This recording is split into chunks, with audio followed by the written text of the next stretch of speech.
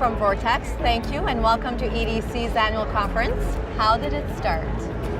It started back in 1995 where we saw a need for communities that had outdated wading pools for children, and they needed to be replaced or because of the operational costs or the infrastructure costs it would take to update them to today's standards.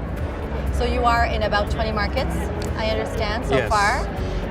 What are the major challenges in providing services and goods to so many diverse markets?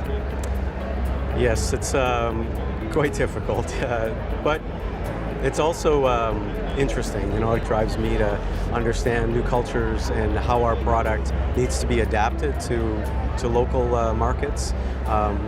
What our business model is going to be. Can we use the same model that we're using in North America, or do we have to change and adapt that model?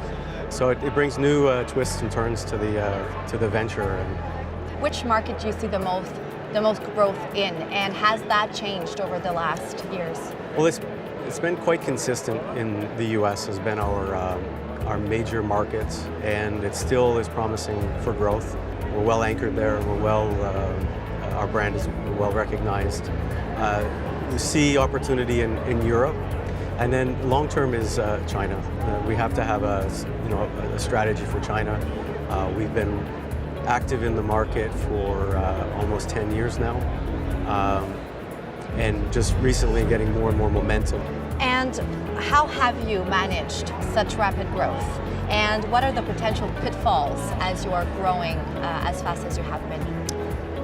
I would say that surrounding yourself with good people, whether it's in your senior leadership team but also your employees, and making sure that people really buy into what you're trying to achieve. Very much appreciated your insights. Thank you, Melanie. Thanks.